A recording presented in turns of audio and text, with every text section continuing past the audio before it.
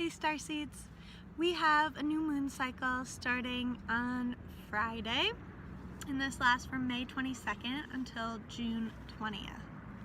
The new moon on Friday is in Gemini, and the moon, sun, and Venus are all in Gemini, which means the first 3 days of the moon cycle, 22nd, 23rd, and 24th, we have a Gemini stellium. So the energy of Gemini is very, very strong.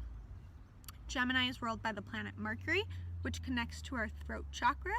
So you can expect for this full moon cycle to have a very active throat chakra. The purpose of Gemini is to build bridges between different types of people. Gemini is the third zodiac sign.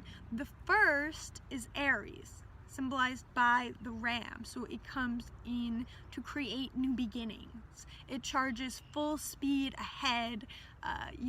Aries might say, I run.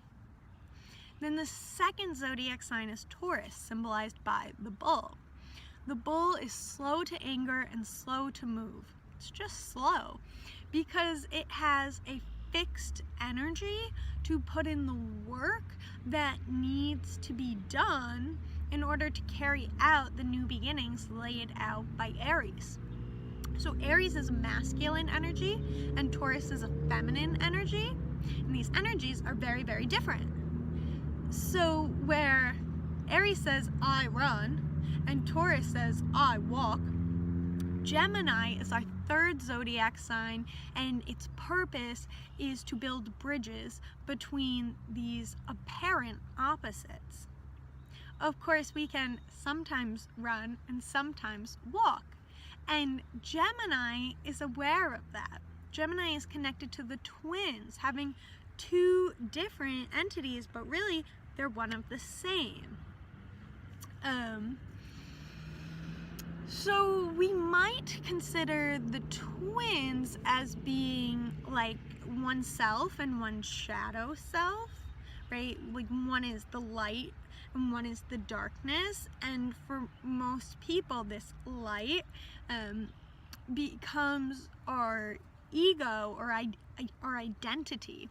It is the aspects of self we associate with, right? So it might be what makes you say, I am creative, I am not forgiving, or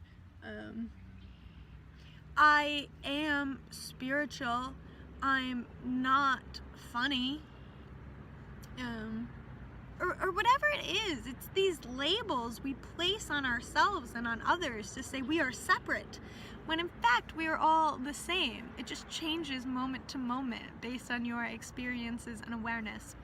So Gemini isn't quite so absolute-minded as the other signs, and that's why she can switch between one self and the other that might seem two-faced to someone with a smaller personality.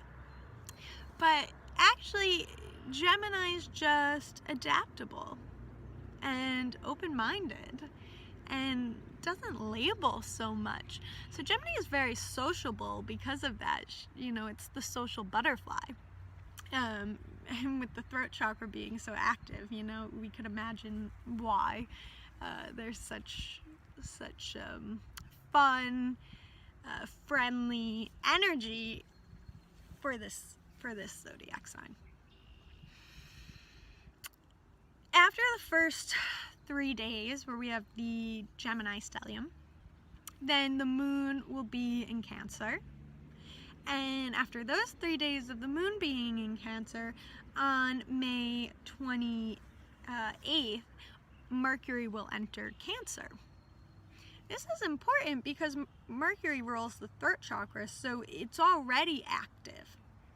And then this Cancer energy, so when Mercury is in Cancer, this activates the sacral chakra. And it links up our throat chakra and sacral chakra. So these energy centers become connected. And the other really active energy center is the third eye. So on June 5th, for the full moon, we have a lunar eclipse in Sagittarius. Sagittarius is connected to the third eye chakra and the sacral chakra. And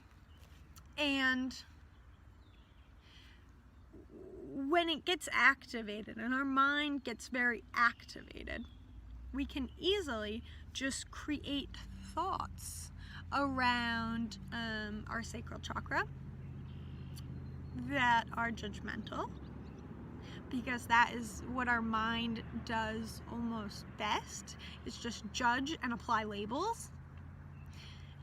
But the third eye is more than that. This is where we receive intuition, where we receive visualizations, guidance from the higher realms. And if we could just separate intuition from judgments, our mind would have a lot of clarity.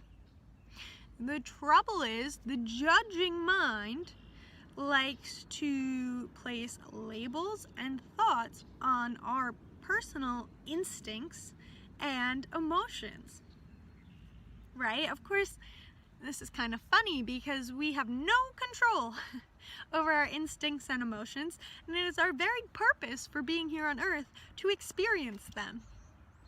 That is your purpose for having a human body, right? So if we say, thank you for this breath, thank you for this body, you're also saying thank you for these emotions, thank you for these instincts. So why judge them? Why start creating a shadow? Because the shadow is anything you say, oh, that's not me, that's other. That creates separation. Now, the heart chakra, which is very active with this Venus retrograde going on, and Venus is in Gemini, so that helps to stimulate this center. That helps us have self-love, to free up the judgments surrounding our instincts and emotions. It's actually the judgments around our instincts and emotions we consider ourselves. It's funny when you do these affirmations to say, like, I am creative, I am joy, I am love, I am accepting. All of these things are your inherent nature. It's just a reminder of it. It's just a reminder so you can stop trying to label yourselves as so many negative things, or trying to take labels off of you. You can really just zoom out to say, I am. That's it. Your body will fill in the rest.